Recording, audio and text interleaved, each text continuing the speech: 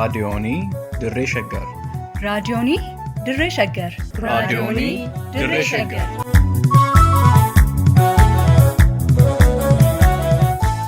Raadiyoonii Dirree Shaggar. Raadiyooniin Dirree Shaggar torbaan guutuu guyyoodhaan galgalatti sa'aatii tokkorraa eegalee hamma sa'aatii tokkoof walakkaatti dambalii gabaabaa meetir baandii 19 kiiloo heerzii 15,415 irratti qophii dabarsuu amma jalqaba. Raadiyoonii Dirree Shaggar.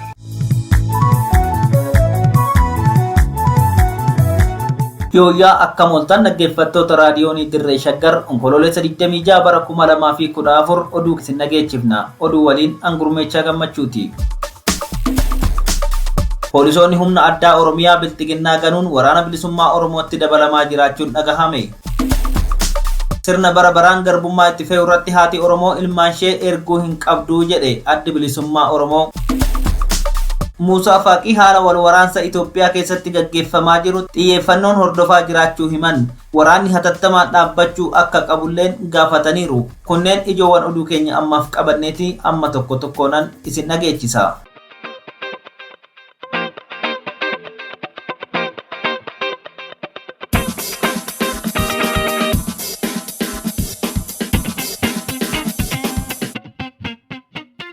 Poolisoonni humna addaa Oromiyaa lakkoofsaan hedduu ta'an mootummaa biltiginnaa ganuun gara waraana bilisummaa Oromootti makamaa jiraachuu waraanni bilisummaa Oromoo beeksise.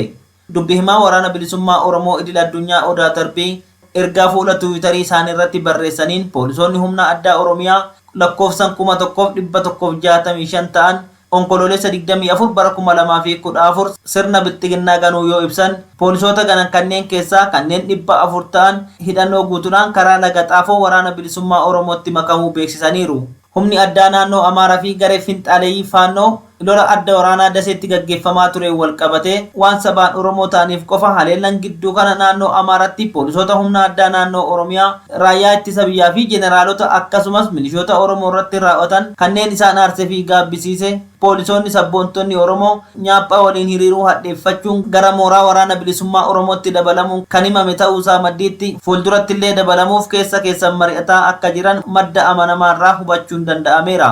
Waraanni bilisummaa Oromoo humna isaa jabeessee injifannoo dabalataa gonfachaa humna biltiginnaa akka malee laaffisaa dhufuun waliin wal qabatee miidiyaaleen addunyaa akka gabaasaa jiranitti waraanni bilisummaa Oromoo magaalaa Finfinnee to'achuu akka danda'u tilmaama qaban dhiyeessuu irratti argamu. Dubbi himaa waraana bilisummaa Oromoo idil addunyaa Odaa Tarbiis kufaatii fi dhumaatii umrii sirna gabrooffataa yeroo gabaabaa keessatti arguuf jirra jechuun ibsaniiru. Kan qindeesse Wabii Waaqoti.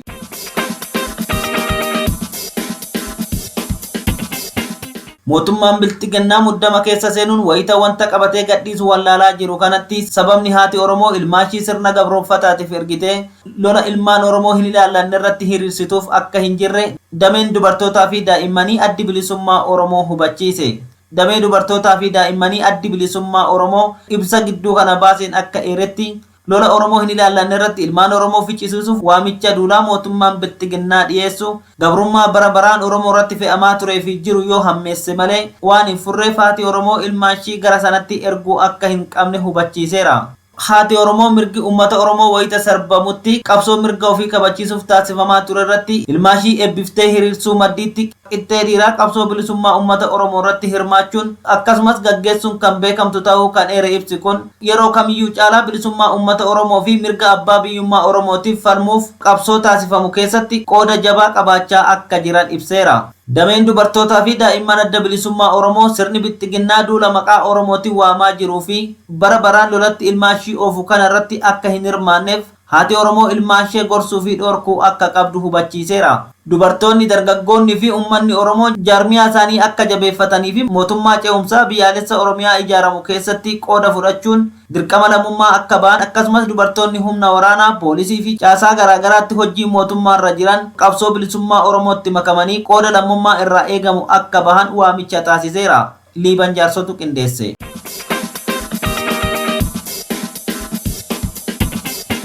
Midaaqanyitti waraanni mootummaa mana barnootaa qubatee ture badii gurguddaa raawwachuu jiraattonni himan. Godina Shawaa Lixaa aanaa Midaaqanyi ganda Godaa Galaanitti waraanni mootummaa biltiginnaa ji'oota 6 oliif mana barumsaa sadarkaa tokkoffaa Midaaqanyi magaalaa Bixxillee keessatti argamu keessa wayita qubatetti meeshaalee mana barnootaa irratti badii gurguddaa raawwachaa turuu jiraattonni raadiyoonii Dirree Shaggaritti himan. Maddeen raadiyoonii Dirree Shaggar bakkasii akka himanitti waraanni mootummaa kun wayita mana barumsaa kana keessa qubatee turetti meeshaalee baruu fi barsiisuuf tajaajilan hedduu dhabamsiisuu dubbatu. Lola guddaa torban kana keessa waraana bilisummaa Oromoo fi waraana mootummaa gidduutti aanaa Midaaqanyi ganda Goodaa Galaan jedhamu kanatti gaggeeffameen waraanni mootummaa guutummaatti rukutamee magaalaa Bixxillee keessaa kan baafame yoo ta'u, yeroo ammaa waraanni bilisummaa Oromoo guutummaa magaalattii to'atee jiraachuun dubbatameera. Sababa hawaasa naannoo irraa deeggarsa dhabaniif ijoolleen mana barumsaa kanatti barattu hundi ABO shanee deeggarti jechuun kitaabilee barnootaa fi teessoo barattoonni irra taa'anii baratan hunda gubuu fi caccabsuudhaan badii guddaa akka geessanillee himaniiru. Hanga waraanni mootummaa ji'a 6 oliif mooraa mana barumsichaa keessa turetti namni dhuunfaa kamuu mooricha keessa akka hin seenne dhorkamuun kitaaba barataa, teessoo barattootaa fi dallaa moorichaa bobeessuun nyaata bilcheeffataa akka turan himu. Waraanni bilisummaa Oromoo erga magaalattii to'ate asitti jaarsolii biyyaa, abbootii amantaa fi hawaasa naannoo walitti qabuun badii waraanni mootummaa mana barumsaa kanarraan geessise hunda akka galmeessan gochuu maddeen raadiyoonii Dirree Shaggaritti himaniiru. Qindeessa Wabii Waaqoti.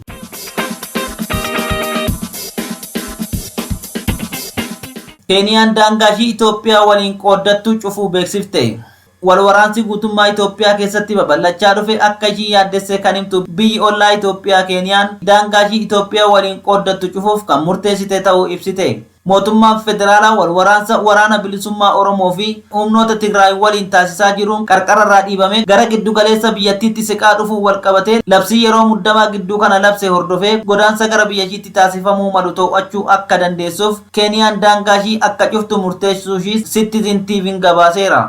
Xalayaan waajjira pirezidaantii Keeniyaa Uhuru Kenyaata irraa bahe akka addeessutti waraanni Itoophiyaa keessatti gaggeeffamaa jiru qaamolee wal waraanaa jiraniin furmaataaf mari'atamuurra hammaachaa deemuu isaatiin biyyattii tasgabbii dhabsiisuu ibsee pirezidaantichi waraanichaa furmaata barbaaduuf akka dhuunfaasaatti Ameerikaa dabalatee biyyoota Afrikaa fi biyyoota addunyaa jajjaboo ta'an hedduu waliin mari'achuu isaanii yaadachiisaniiru. Keeniyaas ta'ee biyyoonni Afrikaa marti Itoophiyaan nagaa akka taatu ni barbaadu kan jedhan pirezidaantiin Keeniyaa Uhuru Kenyaata qaamoleen wal waraanaa jiran qawwee lafa godhanii yeroon mari'achuu qaban guyyaan jalqabaa har'a jedhaniiru. Keeniyaan baatii onkoloolessaa bara faranjootaa darbe keessa mootummoota gamtoomanitti mana maree nageenyaa gaggeessuuf pirezidaantichi Uhuru Kenyaata dhimma Itoophiyaa irratti pirezidaantii Ameerikaa Joo Baayiden waliin mari'achuun isaanii ni yaadatama. Liiban Jaarsotu qindeesse.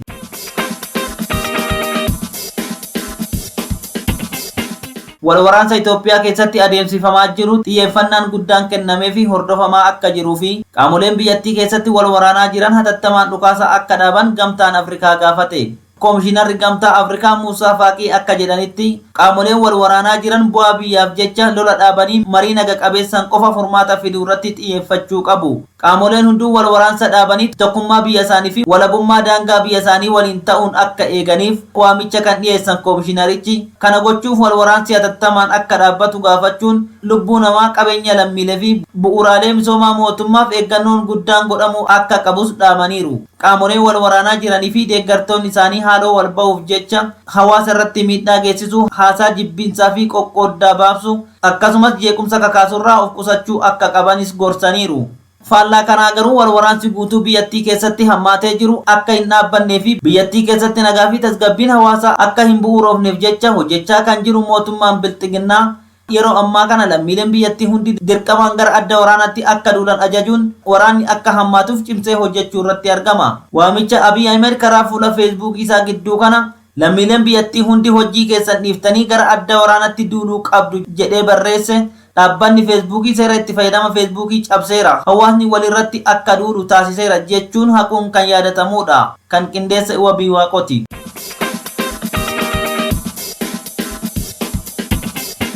Dhaabbanni feesbuuk maxxansi muummicha ministeeraa Itoophiyaa Abiy Ahmed jeequmsaaf uummata kakaasa jechuun haquu beeksise. Maxxansa ministeerri muummicha Itoophiyaa Abiy Ahmed sanbata darbe toora feesbuukii isaa irratti lammiileen biyyattii hundi meeshaa waraanaa aadaa fi ammayyaa qabatanii adda bilisummaa uummata Tigraay qolachuuf waamicha taasise ilaalchisuun uummata jeequmsaaf kakaasa jechuun dhaabbanni feesbuuk haquu beeksiseera. Maxxansi sanbata darbe Abiy Ahmed toora feesbuukii isaa irratti maxxanse lolaa fi waraana bilxiginnaa fi humnoota Tigraay gidduutti waggaa tokkoof gaggeeffamaa ture gara lola saboota gidduutti taasifamuutti ol guddatee jeequmsa hammaatan akka ka'u waan kakaasuuf maxxansicha fuula feesbuukii isaarraa haquu dubbii himaaf feesbuukii BBCtti himeera. Nuti qulqullina ergaa darbuu fi dambii bulmaata hawaasa feesbuukii hordofuu dhabuusaa ilaallee tarkaanfii fudhanna malee eenyummaa qaama maxxanseerraa dhimma hin qabnu kan jedhu dubbii himaan feesbuukii yaada BBCf kenneen gara fuulduraatti saaluma wal fakkaatuun dhaabbatichi dhimmicha kan hordofu ta'uu himeera.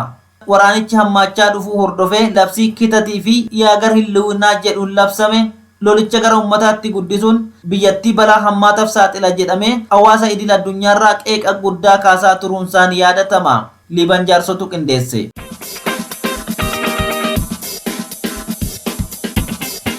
Egaa dhaggeeffattoota keenya kabajamoo oduu namaaf qabanne kanumaa qophii keenyaaf waliin turtii gaarii.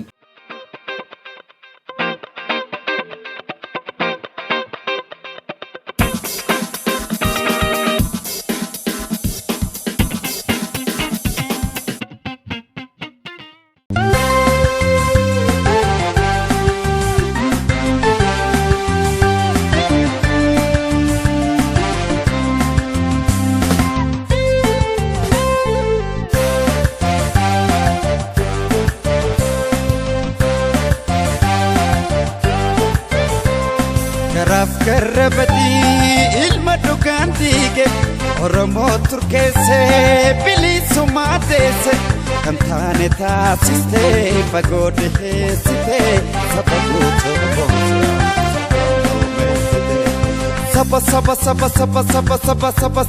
saba guutuu boonsiyaa seenaan galmeessite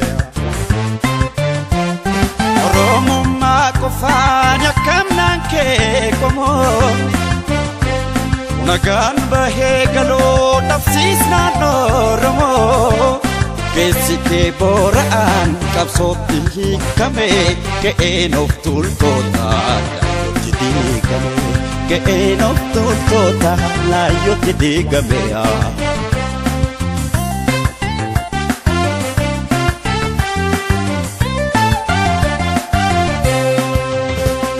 Duumessa siyaasaa addunyaa geessite diina Oromooti jiruu hadheessite dungoon dimokiraasii egaa siin qabate sagaleen uummataa siin dhagaye argate.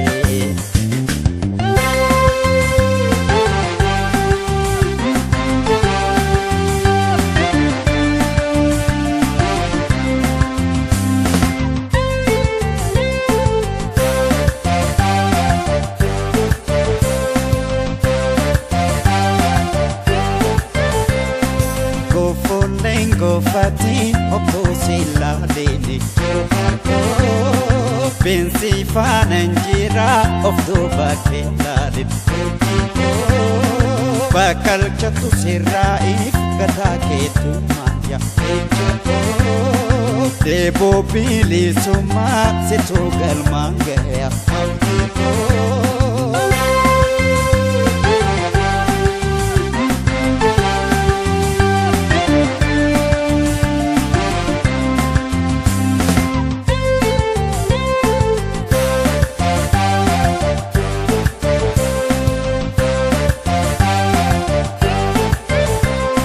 Garabati ilma dhugaantiike Oromoo turkeesse bilisummaa deesse kan taane taasiste fagoo dhiheessite saba guutuu boonsiyaa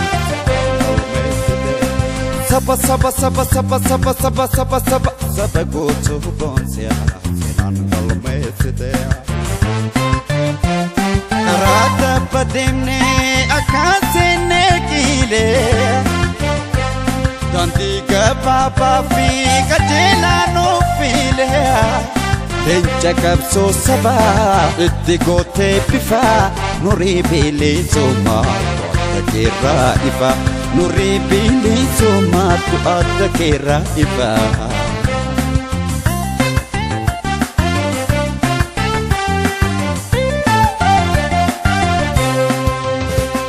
Bu'aan siyaasaa kee dibame utubara sera wan isaa diigame sosochoosii raasii akkasi beeknutti bilisummaan kootu akkasi eegnutti seenaa seenaan galmees goota sanyii goota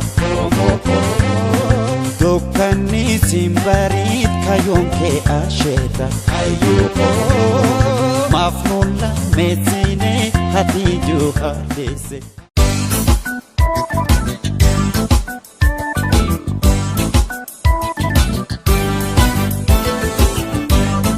Haqaa fi hanqii.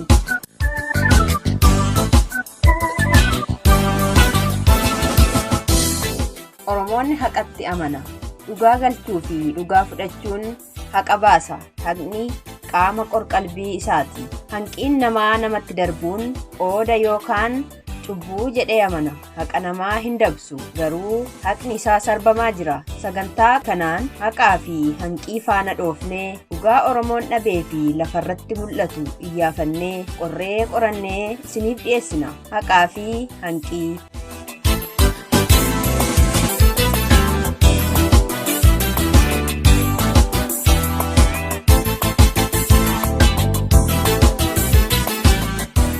Aggaammii ajjechaa Jawaar Mohaammed irratti waggaa 2 baranaa godhamee fi akeeka haqa dabsuu bilxiginnaa kutaa 2ffaa.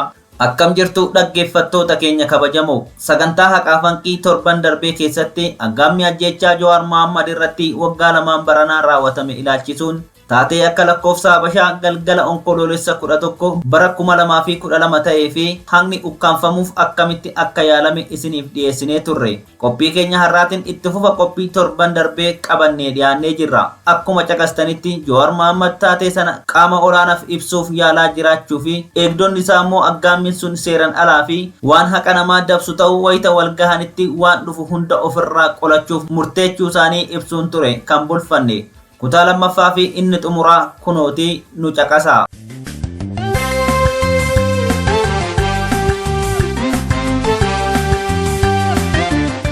Jawaar qaama olaanaa ta'etti beeksisuuf yaalii isaa akkuma itti fufeen eegdonni isaa gama isaaniitiin walitti qabamanii mari'achuudhaan otoo isatti himin halkaniin ba'aa jechuun sun haqa kan dabsuu fi ajaja seeran alaa ta'uusaa erga irratti waliif galanii booda qaamni gocha kana raawwataa jiru mootummaadha moo qaama dhuunfati waan jedhu irratti dubbicha hamma adda baafatanitti waan dhufuu maluuf of qopheessanii of kennanii eegumsa isaanii jabeessuu akka qaban waliif galan. Kanuma gidduutti kumaandar Indaaleen alatti fageenya meetira 300 irratti ni deebi'u jedhee isaan eegaa jiru ammas geetutti bilbilee waanuma dura dubbataa ture jabeessee dubbachuu eegale. Geetunis bilbilaan kumaandar ammas taanaan nuti waan seeran alaa kana hin goonu mootummaatu bakka kanatti guyyaadhaan nu ramade ammas mootummaan guyyaadhaan karaa seera qabeessan nu haa kaasu malee callisnee nama kana gannee halkan kanaan hin baanu. Isin kanaan dura mana VIP irra halkan qixxeedhaan eegdota baastanii kan beektan eessatti? Isayyuu immoo nama eegnu dhoksinee otoo hin taane ifaan nutis ittimnee isinis ittimtaniitu baana malee dhimmi isa nu dhokachiisee nu baasuufis hin jiru. Namni nuti eegaa jirru immoo nama sirritti eegamuu qabuudha malee nama dukkanatti dhiisnee deemnuu miti jedhee itti deebise. Kumaandarichi dubbii jabeessee hammeessee amma hin baatu moo hin baatan seera hin kabajjanii jedhee dheekkame. Geetunis seera ni kabanya garuu seera biyyaa kabanya malee seera dhuunfaa miti. Waan karaa malee dhufe hin fudhannu. Aarsaa barbaachisu hunda kaffallee wareegamna malee hin baanu jechuudhaan kunis murtii eegdota Jawaar hundaa ta'uu itti hime. Haa ta'u malee kumaandarichi achi boodalleen irra deddeebi'ee gara isaatti bilbilaa akka ture dubbata Geetun. Garuu jalaa hin kaasne ittaansuudhaan kumaandar Indaaleen bilbila Bashir irratti bilbilee karra akka banuuf yoo gaafatu Bashirillee yaaduma wal fakkaataa itti hime. Ejjennoo wal fakkaataa akka qabatee jiru erga itti dubbatee booda itti dabalee nama kana waraabessa jalatti dhiisnee hin baanu jechuudhaan abdii isa kutachiise.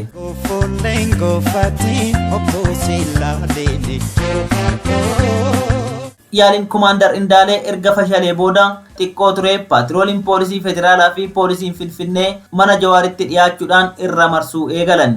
Haalli konkolaataan isaanii ittiin deemtu akkaataan hidhannoo isaanillee dirree waraanaa fakkaata ture. Halkan gaafasii ajjechaan pirezidaantii naannoo Amaaraa sun akka isaanitti mul'ataa ture dubbatu eegdonni Jawaar kun.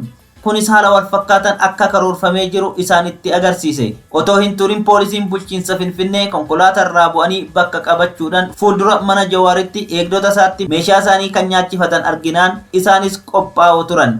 Aarsaa kaffalamuu qabus ni kaffalla jedhanii of qopheessan. Waldura dhaabbannaan sun akkuma hammaachaa deemeen akka carraa Jawaar ammoo haasaa bilbilaa eegdonnii fi komaandar Indaaleen taasisan taatee san yoo toora feesbuukii isaa irratti maxxansu uummanni Oromoo bakka garaagaraatii eegdota Jawaar bilbilaan qunnamuu eegalan. Xiqqoo tures qeerroon baay'inaan yaa'ee naannoo mana Jawaar marse. Poolisiin manatti marsee eegdota Jawaar waliin walitti qophaa'anii turanis otoo gara eegdotaatti hin dhukaasin bittinnaa'e. Eegdonni Jawaar qaamni isaan birmannaaf waaman hin turre. Warri poolisii Oromiyaa garuu akka isaaniif dhaqqabaniif bilbilaan waamamanus deebiin kenname hin jiru. Qondaalli poolisii Oromiyaa tokko dhimma akkasii manaajimenttiitu murteessa waan ta'eef qaama olaan waliin mari'annee murteessinee humna isinii ergina malee ammattoomaa gochuu hin dandeenyu jedhee deebiseefi. Poolisiin Oromiyaa kana haa jedhu malee uummanni Oromoo dhimmichi yaaddesse garuu bakka jiru irraa gara sanatti qajeelee lakkoofsi namootas dabalaatuma dhufee bakka sana marsee eegdota Jawaar waliin eegumsa jabeesse. Egaa ibsaachi booda godhaa tureen mootummaan aggaammii sana keessaa akka harka hin qabne dubbachaa ture. Ajajaan eegumsa nageenyaa VIP bobbaasanaaf ajaja kennaa ture komaandar Indaaleen garuu eegdonni kunniin Jawaar qofaatti dhiisanii dhoksaan akka ba'aniif doorsisaa akka ture ragaan sagalee bilbilaan waraabame ifatti mul'isa. Ragaa kana bu'uura godhachuudhaanis daba Jawaar Mohammad irratti godhamuuf yaalame sana qaamni mootummaa qorates ta'ee quuqame hin mul'anne. Namni taatee sanaaf gaafatamaa ta'es hin jiru. Inumaa namoota taatee kana dhagaanii qaroon keenya nu jalaa tuqame jedhanii mootummaa mormanii fi aantummaa isaanii Jawaariif mul'isan irratti barii sanarraa eegalee tarkaanfii fudhachaa turan. Sababa tarkaanfii qaamota nageenyaa fi deeggartoota mootummaa kanaanis lubbuu qeerroo fi qarree Oromoo danuutu haqa malee galaafatame. Kan hidhamee dararames hedduudha. San boodas miidiyaaleen mootummaa fi deeggartoonni sirnichaa namoota mootummaan ajjeeseef Jawaartuu itti gaafatama jechuun olola hamaa oofuu eegalan. Haqa namoota wareegamanii balleessanii sobaan Jawaar yakkuuf baay'ee dhama'aa turan. Ololli sun Jawaarin maqaa haadhaatu malee jumlaadhaan Oromoo mana bulguu taasisee dhiyeessuuf kan akeekkate ture. Haalli kun hanga Jawaar Mohammad eegdota isaa fi hooggantoonni paartilee Oromoo akkasumas gaazexeessitoonni Oromoo hidhamanitti akka lakkoofsa faranjootaa haga waxabajjii 30 bara 2021tti kan itti fufe ture. Binsi faana injira of duuba keellaalin. Aggaammii ajjechaa Jawaar Mohammad irratti akka lakkoofsa Habashaatti onkoloolessa 11 bara 2012 taasifame sun gocha seeraan alaa qofa hin turre. Haqa Oromoon akka sabaatti qabu dabsuudhaan sirni niyoo naafxanyaa nama maqaa Oromoo dhahatu Abiy Ahmediin durfamu karoora fuulduratti raawwachuuf jiruuf karaa ciruu fi humna qeerrollee tuqee ilaaluu ture. Yoo danda'ameef qaroowwan qeerroon jala deemu dhabamsiisuudhaan yaaddoo tokko malee aangoo gulummeeffachuun haqaa fi bu'aa sabichi qabsoo isaarraa argachuu malu dhabsiisuu ture. Karoorri haqa dabsuu jalqabamee ture jalaa fashaluun kan gubatan qaamonni mootummaa ajjeefamuu artistii Haacaaluu Hundeessaa waliin wal qabsiisuun Jawaar Mohammadii fi eegdota isaa yeroo lammaffaaf aggaammiin ajjechaa milkaa'uu fi dinnaan akka lakkoofsa faranjootaa waxabajjii 30 bara 2020 boo'icha irraa qabanii mana hidhaatti darbachuun haaloo ba'uutti jiru. Seera cabee haqa dabeen hidhamuu isaanii kana ilaalchisee eegdota Jawaar keessaa tokko kan ta'e Taamiraat Huseen akkas jedhee ture. Nuti hojii keenya tolchinee hojjenne. Nama ramadamneef kanarra balaan akka hin buuneef hojjenne. Kanaaf badhaafamuu qabna malee dabaan hidhamuu hin qabnu. Hojii eegumsaa sirnaan hojjechuun nama hiisisa taanaan olirraa eegalee eegdota ministeera muummichaa dabalatee hidhamuu qabu jechuun dhaddacha irratti dubbatee ture. Eegdonni Jawaar aggaammii san fashaleessan badii tokko malee haqa dhabanii guyyaa hidhaman sanarraa eegalee Jawaar Mohammad wajjin mana hidhaa Qaallittiitti argamu. Namoonni aggaammii Jawaar irratti taasifame sana irratti qaama nageenyatiin miidhaman hanga ammaattuu haqa hin arganne gumaanis hin baane. Dhumarratti nutis qophii keenya haqaa fanqii kan aggaammii ajjechaa Jawaar ilaalchisuun kutaa lamaan isiniif dhiyeessine jecha Bashir Huseen kanaan xumurra. Jawaar alarraa dhufee gaafa jalqaba Oromiyaa seene waan tokko dubbatee ture. Innis amma achi yoon du'es Oromiyaa keessa yoon jiraadhes Oromiyaa keessa kan jedhu ture. Nutis eegdonni isaa seenan ol dabarte gad hin deebitu waan ta'eef hamma dhugaan jiru ifa ba'utti hamma haqni ba'utti yoo kan nu ajjeesanillee ta'e dhugaa fi Jawaar waliini yoo kan jiraannu taanes dhugaa fi Jawaar waliini kanuma dhaamsi keenya. Bakkalchatu sirraa'iif gataa keetu maayya. Egaa torban dhimma biraatiin haga walitti deebinutti nagaa keessa tura. kan qopheesse Urjii Waariyoo, Gulaalaan Abdii Waaqayyoo, kan isiniif dhiyeesse immoo ani Gurmeechaa Gammachuuti.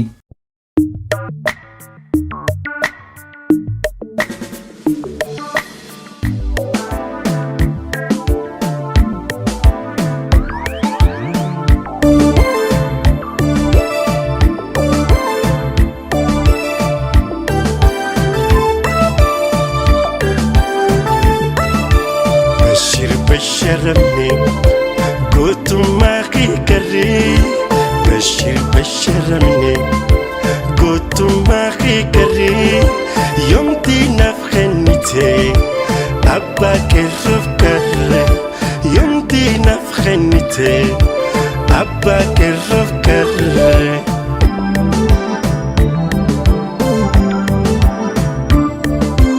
أنتوني تو أسيب بشوفك ففتي أنتوني تو أسيب بشوفك ففتي ميلالا كوبا إفكار ستي إفو ما في فقرتي يا خموخة قرتي إفو ما في فقرتي يا خموخة قرتي ميلالا إفي قد مرتي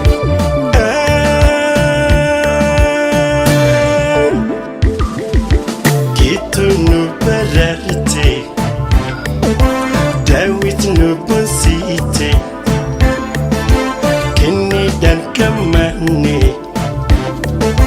Fayisan kamane Sabo kamil kohine Tameratin boni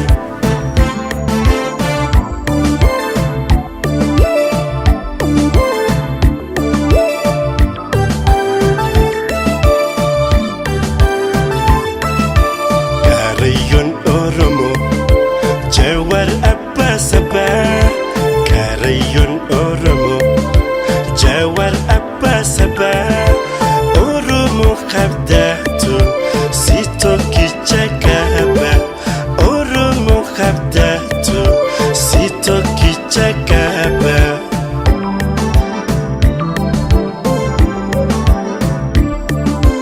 Gawan sito toke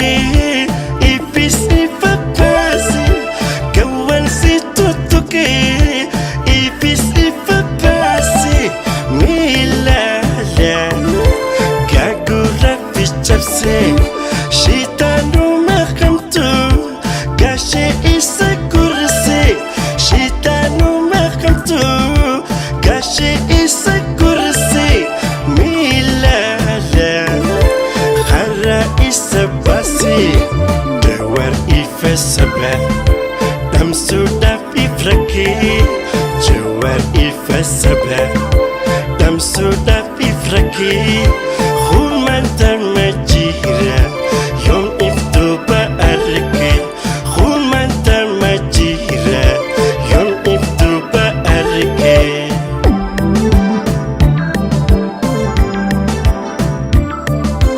Milion afkiri Kutu masalah besi Milion afkiri Kutu masalah besi Milala Han onni taljise Hunduni ni jira Hirrafni ni garra Hunduni ni jira Hirrafni ni garra Milala Nuti huji jara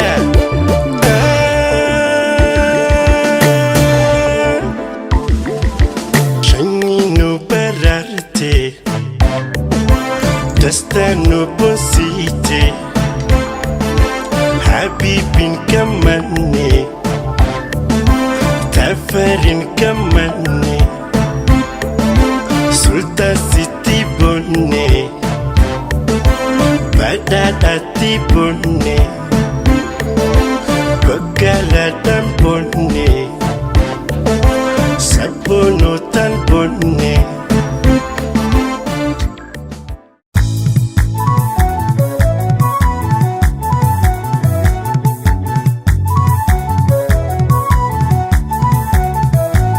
Egaa dhaggeeffattoota keenya oduu dabalatee sagantaa keenya har'aatiin akka bohaartanii fi hubannoo sakkarraa qooddattan ni abdanna. Sagantaa haqaa fi hanqii torbaan dhufu sa'aatii wal fakkaatu irratti isiniif dhiyeessinu irratti akka dhiyaattaniif asuma isin affeeraa. Tamsaasa raadiyoonii Dirree Shaggar boruu galgala sa'aatii wal fakkaatu irratti isiniif darbuun walitti deebina. Turtii gaarii qabaadhaa.